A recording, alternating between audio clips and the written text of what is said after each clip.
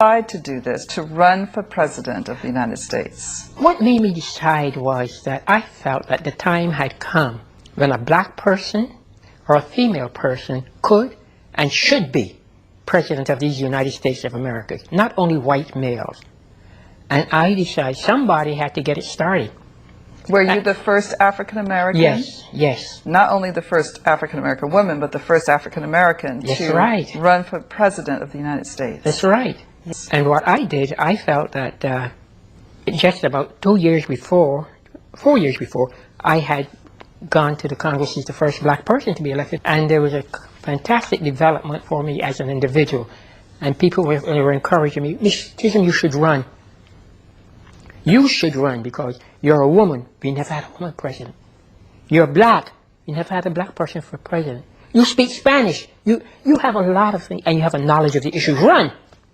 And that's what motivated me. But I knew I would be in trouble because the moment that the announcement was made that I was going to make a bid for the presidency, all hell broke loose. All hell broke loose from black men, white men, Puerto Rican men. Hell broke loose. Yes. See, and I kind of expected it. I expected it. It must have been absolutely chaotic. Oh, it was. And the media, did you think that the media treated you properly overall? No, they did not treat me properly at all, particularly in the South. But the one thing in the South that was very strange was George Wallace. George Wallace, for some strange, unknown reason, he liked me.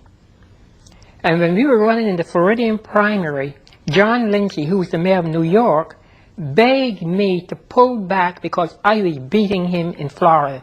And I would not pull back. I said, no, this is my time. George Wallace came down to Florida, and he went all over Florida, and he said to the people, if y'all can't vote for me,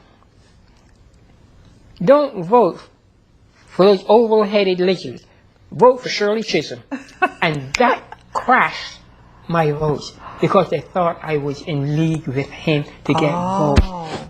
That's what killed me in Florida. Oh. You see, because he came out for me if people couldn't vote for him. Yes. So they said, well, I guess Shirley Chisholm made some kind of agreement with George Wallace. Yes, behind the scenes. Yes, that's right. Of course, when he was shot, you visited him, and I understand when I visited him and he was shot, I almost lost my seat.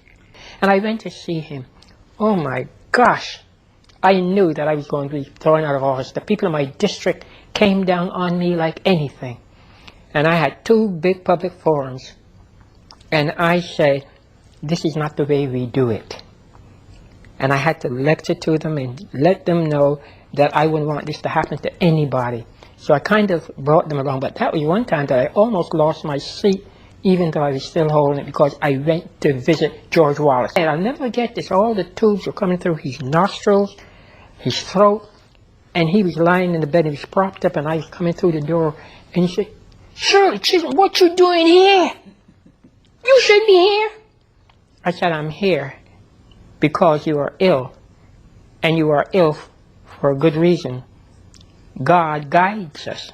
He looked up, and I couldn't stay long because he was very ill, and the doctors told me, Congresswoman, you have to leave him. And he held on to my hand so tightly. He didn't want me to go.